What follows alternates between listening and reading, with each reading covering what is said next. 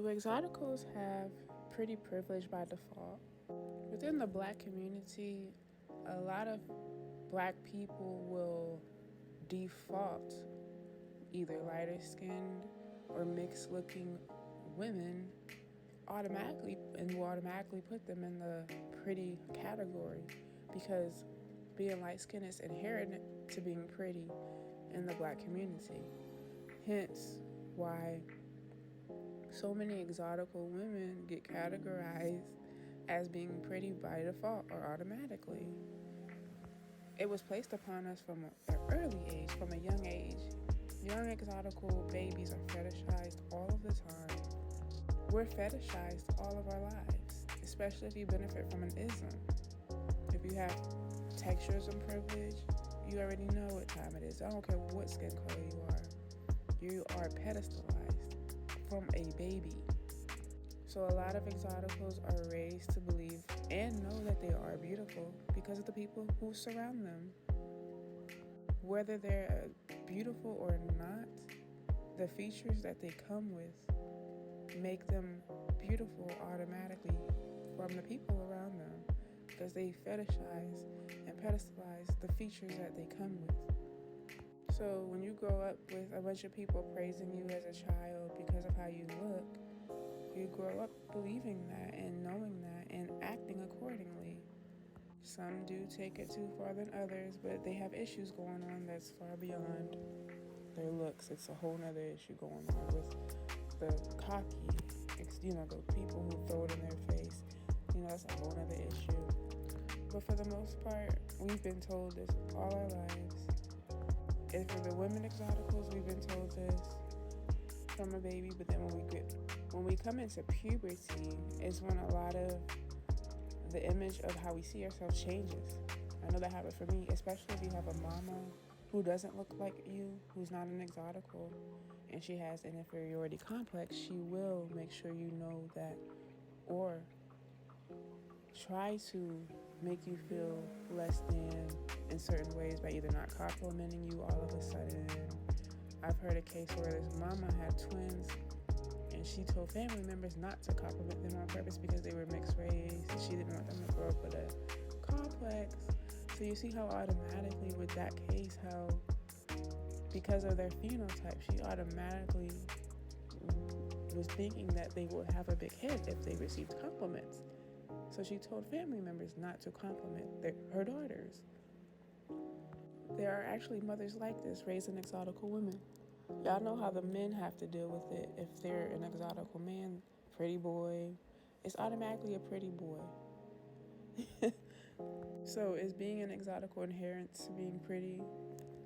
It's only because of the people in the black community who have labeled us as such. And we claim that we're beautiful ourselves because that's just what we're supposed to do. We're supposed to have self-love and love ourselves. The problem is when we do start to love on ourselves, because only other people can love on us, when we start to actually see our own beauty and love how we look ourselves, they automatically assume that we're becoming cocky now and we're about to have the superiority complex. We can't just be having self-confidence. You're not allowed to have confidence if you're an exotical. It's just going to automatically come across as you thinking you're better than thou. So we really have to do it. We do a lot of self-humbling even when we don't realize it. I know I do that still, and I'm trying to catch myself. I feel like every time I'm explaining that I think I look good, I always have to be like, oh, but I'm not the best looking woman in the world, but I always have to do that, and that's me self-humbling myself. Like, I shouldn't have to do that.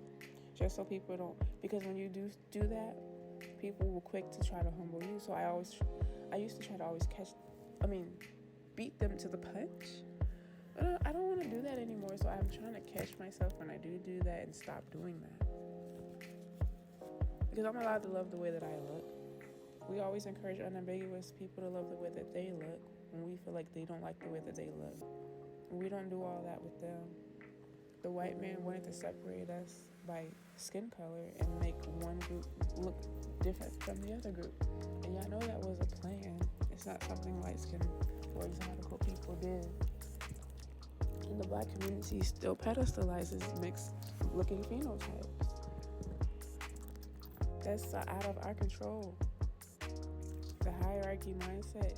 A lot of exoticals, we don't even participate in that. Not all, but a lot of us don't. When somebody's trying to flex a superiority complex on somebody, it's because they're struggling internally with something. Y'all know how it is. Y'all know the bully mindset. If there's a kid at school bullying other people, it's usually because they got problems at home. Unambiguous people, we can sympathize with them even when they're bullying us, because we know what dark-skinned people have gone through. We can sympathize with that. We sympathize. That's why they have this thing called light-skinned saviors, because we can sympathize with them all of the time. We just don't get nothing in return for how we feel, because we're supposed to be, because they believe in hierarchy thinking, so we're supposed to be at the top of the hierarchy if you're an exotical, because we have like so much better, we got all these privileges, and yes, we do have privileges, but we're still black at the end of the day. We have our own experiences. It's not the same, but it's definitely a different experience that only we seem to want to acknowledge and nobody else does. We have a mixture of black and non-black features, which also makes us beautiful. But we're not saying we're the best looking phenotype in the whole world and everybody else is beneath us. We don't believe in hierarchy mindsets. We believe we have our own unique beauty as exoticals. And we praise and uplift the way that we look. That's what our groups of women are supposed to do. Self-love. I remember a couple years ago, before our space formed and everybody's changing their content to pretty privilege all of a sudden, I was following a couple of unambiguous content creators that, every other video, it was about how they hate being dark-skinned and the experience, and it sucks, and I don't experience pretty privilege, all of these different talking points that they had. Now, all of a sudden, I don't see those talking points. And they would a lot of times be comparing themselves to women who weren't unambiguous, which before the exotical space came, it was a certain category of black women with certain features.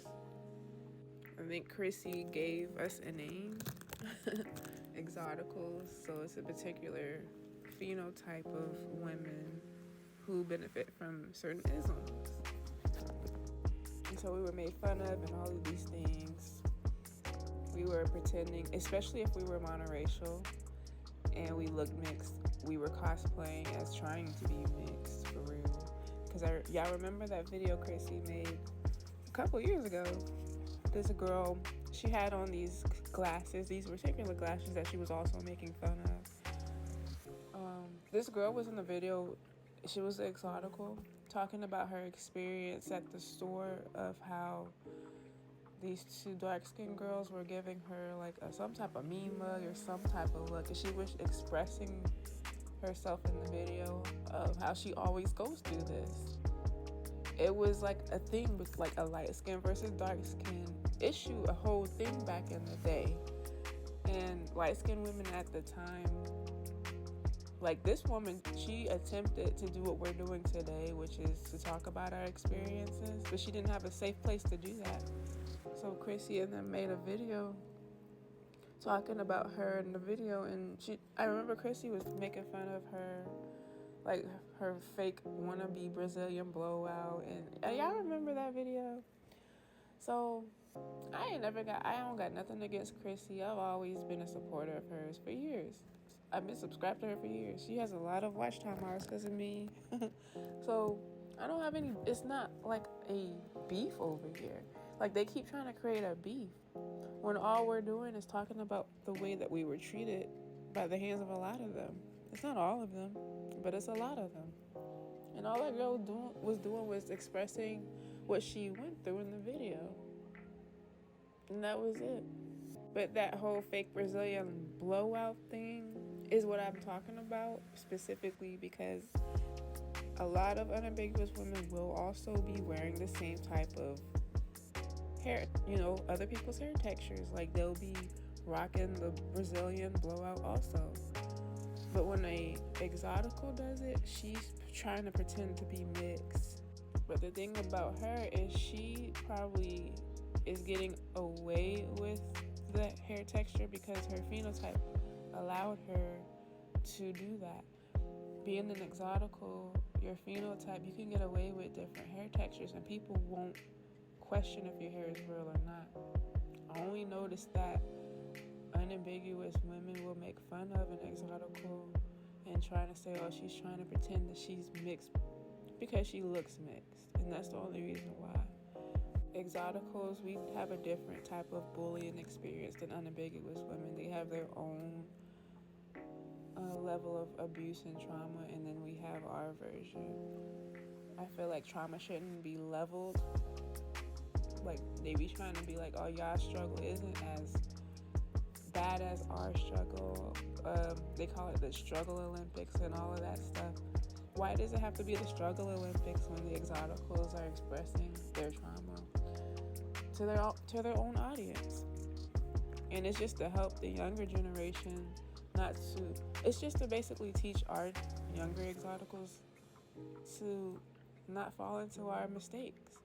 That's what our platforms are for. That's why we have platforms and a voice, so we can teach people not to make the mistakes that we made, or to learn from the mistakes that we have fallen for, like in how to avoid being humbled by people strictly because of how you look. Like, this platform is helping so many people. So many young women is helping. And we can't just stop. We're not going to stop. And people want us to stop. And I don't get why. Why we can't have our own space, but everybody else can. But we're humans, just like everybody else. So we have traumas with that.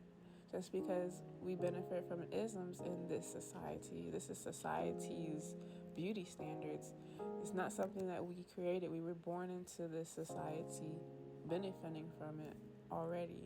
We can't help that. We have nothing to do with that. We're all still black. At least that's not what y'all want to say to us, that we're all still black at the end of the day. We aren't anything special. Not to say that we're not black. We never said that we weren't black. The exoticals, we never said that. We embrace our black features. I think the black features is what stand us out the most out of, all the other features that we have mixed within us. But people are so quick to want to find something to humble us with, so they just throw in the, oh, but you're still black. Like, that's supposed to be some type of insult. I know a lot of unambiguous people feel like being called dark skin and black is an insult, and it's offensive, but it's not. Oh, you're not even exotic. I get that comment every other day. I'm like, that's not even the same thing as exotical. Exotical is just like a slang term. It just means you benefit from either texturism, featureism, or colorism. That's all it means. You benefit from it. You have certain privileges and experience because of those features. That's what makes an exotical. Are you mixed with anything? Do you look like you're mixed with anything? And because of that, you have a whole type of different experience in this world. Even though you're still black, yes. It's confusing to me. It's like, do they know that we're black, or do they be just trying to gaslight us and throwing us in and out of blackness when it's convenient? Benefiting from privileges or not, we're still black. Being black is not monolith. It's not a monolith. We can come in different colors, phenotypes, hair textures. Having self-love as an exotical, you have to. Because people want to humble you from a young age. You get praised as a baby, you grow up, and as you keep growing up, especially if you're a female, you're going to get, around puberty time, people are going to start to treat you a little bit different, especially the females. Even at a young age, especially if you benefit from texturism, I know too many girls, I've heard too many stories, their hair being cut and pulled in their sleep, their nair being put in their shampoo bottles. I be in black hair salons growing up, and I remember some of the women that would come in and who had like type 3 hair, and I would just see the envy on a lot of women's face and the energy when that woman walked in, and the dirty looks.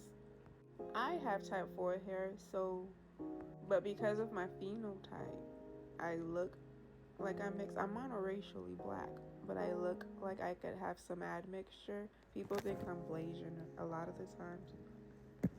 I have a little bit of Indian blood in me, enough to show through my phenotype, but I'm still monoracially black. So I have type 4 hair. Not to say that mixed people don't have type 4 hair, because I don't want to get that twisted. But I digress. But I deal with hairstylists who still want to make me not look as great in the hair salon, or will purposely sabotage my hairstyle, or want to cut hair longer, more hair than what I wanted them to. And it was always an unambiguous black woman. Anytime they did my hair, I didn't like it. I didn't like the way that it looked. I felt like they put too much gel in my hair. I feel like it was just purposely sabotaged, and I can't prove it. But the energy, the way that they was doing my hair, you could tell the different energies with different hairstylists. Whenever I would have an Exotical hairstylist, she cared more. She even talked to me and uplifted me and didn't talk shit about stuff to me. Like, it was a different energy. So I really saw, because you know how unambiguous people, they have a hierarchy mindset. So they treat Exoticals based on hierarchies also.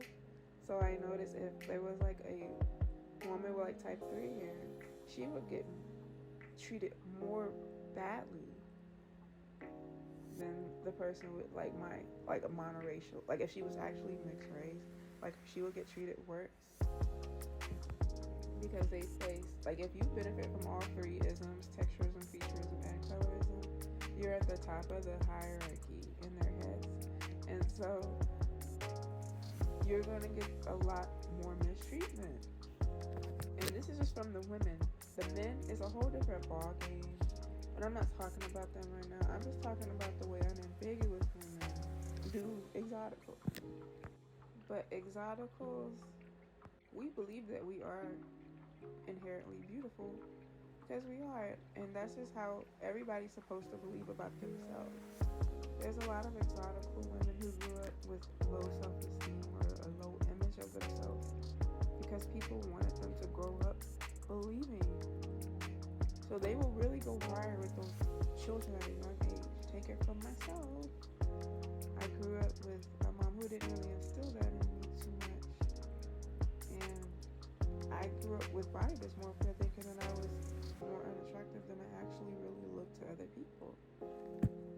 I had to teach and untrain my way of thinking about that. So when I became an adult, I had to go to therapy and everything. And as a child, if you don't know how to build self-esteem if it's not taught to you. So if you're getting bullied at school, you don't know why. All throughout school, you're being bullied by a particular group of women. If men are always harassing you to the point where it can be dangerous, and your mom's mistreating you, you don't know why. You don't know why you can't give your own dad a hug. So you feel you don't even know why your dad is kind of avoidant style with you a lot of the times. So you just grow up, especially if you grow up like that, as an Exotical woman, you're going to be confused, like, why is the world treating me like this? But then at the same time, you're experiencing pretty privilege. So it's kind of giving you this complex, this confusing way of looking at things. Because it's like, okay, I know I'm attractive because people are treating me this way, but then they're also treating me this way. I'm getting a lot of, it's no in between. Either people are treating you extra nice or extra mean. There's no middle with this. So it's confusing. So you literally, a lot of pretty women, a lot of Exoticals grow with body dysmorphia. There's a split in the personality somewhere because of all of this. Unless you also grew up with an Exotical mother who taught you this is how people are going to treat you in life because of how you look, you're going to be confused as to why your own black people are treating you differently, even though you're black too. If we can help younger Exoticals not go through this, because there's a lot of them growing up now. I see them on the internet all the time. where their moms are mistreating them, favoring the brother over their sister. They're going through this at a young age. The internet is a powerful tool, and we can help them. And we can't let some of these people online who don't like our platform because we call ourselves pretty to run us off of the internet. Just because they don't like that we call ourselves pretty, or the pretty girl club. We were supposed to think highly of ourselves like that. I mean, a lot of people have hyped a lot of exotical women's heads up from a young age. Like I said earlier, there's extremes. Either they're really, really praising you, or they're really, really hating on you. Y'all know Beyonce's story when she was a young girl, how she was pushing herself on the swing by herself because she had no friends, because the girls didn't like her. Nobody wanted to play with her. She was always bullied in school. Beyonce is one of the most loved and most hated women in the world. An exotical woman. Beyonce has this alter ego she calls Sasha Fierce. And I feel like a lot of pretty women developed an alter ego. I know it's for her entertainment, but I feel like an alter ego, because Beyonce's personality in real life very shy, very timid, and a lot of people say that about her, and it reminds me of me. I'm like that as well. But when she gets on that stage, she's a whole other person. She has to be in this world because people are always coming for her. She's banned at Walmart, one of the most powerful women in the world. Can't even go to Walmart because that's how much chaos she's going to cause. With Beyonce, it's like a love. People really, really love her, really, really, really don't like her. Another exotical, Tyla, a brand new artist. Either people really, really like her or people really, really don't like her. Imagine if these women didn't grow up with exotical mothers who to teach them, because you can tell who's been taught at a young age, this is how people are going to treat you because of how you look, and they instill that self-esteem in them. But a lot of exotical women don't grow up with exotical mothers. They grow up with unambiguous mothers, and a lot of them do not like their daughters or are jealous of their daughters. Let's talk about it. It can cause real harm to that child if her mother is jealous of her phenotype. We can't act like all of a sudden this is not something that happens because people don't like our space being out. People don't like us having a space. For whatever reason that is, they go so hard to fight our niche. Like, why is it our niche that y'all are trying so hard to fight against? Like, why? Our exotical men, if y'all are listening, because I know a lot of y'all do listen, y'all gotta start creating y'all's space too. We can't talk about what y'all go through. I know y'all go through exotical men. I know y'all go through with this whole pretty boy complex that people want to always throw on y'all. Y'all try to fight for your masculinity all the time. Let's talk. Y'all need to make platforms and talk about it, because I don't know what that's like. I just see what y'all go through. I dated somebody who was an exotical who went through it, fighting for his masculinity because people would always, label him pretty and feminine and all of this because of his phenotype. But we need to talk about these things. I know it was taboo at one point, but we gotta let that go. Exoticals, we're inherently beautiful because we say we are. We know we are. We believe we are. God made us how we look, and that's just what it is. We have a particular look, and we just embrace that. That's what you're supposed to do. Like, people say, we're really the only phenotype that's not supposed to love the way that we look. Are you serious? No, that's not what we're doing anymore. Like, we can outwardly love the way that we look. It's okay. And this shouldn't be offensive to anybody, because you should love the way that you look too, even if you're not an exotical. Self-love takes work. Self-love takes work. Do the healing, do the shadow work. That's the only way people can stop being offended by our space, is if they get some confidence about their phenotype and the way that they look. Yeah, I know the exotical space is the shit and we're fun over here and, it's attractive over here, and I'm glad we're changing the narrative for other spaces in the way that they're talking about themselves. Because maybe, it's reflecting how they really have been selling their image to the world in a negative way, and looking at our space and how we're, reflecting through our image in a positive way. It's changing their talking points now. They're changing the way that they talk about themselves. So I'm kind of glad that we were able to help change their narratives as well. But they can't act like all of a sudden that they never talked about themselves negatively and that we're just making up stuff, because that's not right. We're not making up anything. I'm glad y'all changing y'all's narrative about how y'all view yourselves. But don't act like we're lying about anything. Stop acting like we're the delusional ones. We're just talking about the things that y'all have already talked about. And that's all I really wanted to say on this one. Let me know what y'all think, and I'll talk to y'all next time. Thank you for listening.